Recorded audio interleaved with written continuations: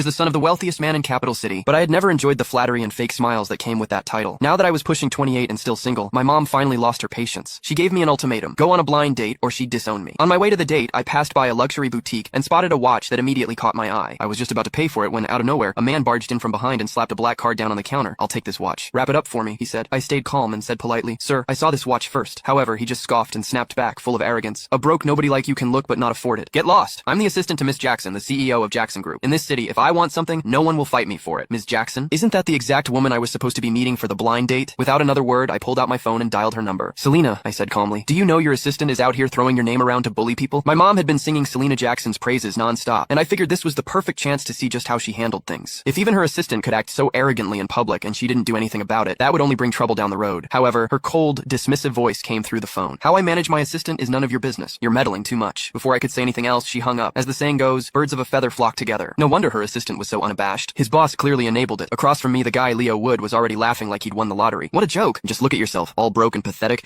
and you actually think you can cozy up to our CEO, Ms. Jackson?" I usually kept a low profile. I dressed simply, but that didn't mean I would just let someone walk all over me. "Judging people by appearances is the dumbest thing you could do," I said calmly. "I'd suggest you watch your mouth or you're going to regret it." However, I wasn't about to waste any more words on a clown like him. I reached into my bag, pulled out a card, and handed it to the sales associate for her to ring up the watch for me. The associate looked at my card, then at Leo, clearly hesitant. She froze, not knowing what to do. Leo just laughed louder. "You low-life piece of trash? Are you still trying to act like you're somebody? This entire mall belongs to the Jacksons. If I don't give the word, you can't even buy a single screw in here." Then with a smug grin, he yanked the card from my hand and flung it toward the entrance. "Waving around some cheap-ass card thinking you're hot shit? I'm not falling for it. Get lost." In all my life, no one had ever dared to humiliate me like that. Leo had seriously crossed a line. Without another word, I grabbed his arm in one swift motion and dragged him to the front of the store. My voice dropped cold as ice as I ordered, "Pick up my card." The salesgirls in the store stared in shock. Oh my god, did he really just say that to Mr. Wood? Is he crazy? Mr. Wood is Ms. Jackson's right-hand man. Offending him is the same as offending her. One of the employees tried to talk me down. "Sir, it's just a watch. It's not worth angering the Jackson Group over this. Please just let him go. Yeah, you should apologize to Mr. Wood while you still can. Beg for forgiveness. It might not be too late." Leo, clearly feeding off the attention, yanked his arm away and shouted, "Get down on your knees right now, and maybe I'll consider letting this slide. Otherwise, I hope you're ready to lose everything now. I've seen everything." After years of seeing Mom threaten people, now it was my turn to be threatened. A cold smirk tugged at the corner of my lips as I turned to Leo, a dog hiding behind someone else's power. Even Selena wouldn't dare say something as crazy as that. "And you, who the hell do you think you are? Who are you calling a dog?" he snapped. I looked around. "You hear anyone else barking around here? You bastard!" Furious, Leo clenched his fist and threw a punch at me. I stepped back effortlessly, dodging him completely. He missed and slammed face first onto the floor. "Wow, Leo, you really committed to the role," I said. "I call you a dog and you roll on the ground so spectacularly. I appreciate the performance." He scrambled up from the ground, pointing at me as he cursed. "You bastard! Just you wait!" I warned him. "If you don't clean up that filthy mouth of yours, I'll do it for you." My mom had me trained with martial arts masters for self-defense since I was a kid. Guys like Leo, I could take on 3 of him without breaking a sweat. The look in my eyes must have hit him hard. He stammered, but kept his mouth shut. More and more people were starting to gather around to watch the show. I wasn't in the mood to be some street corner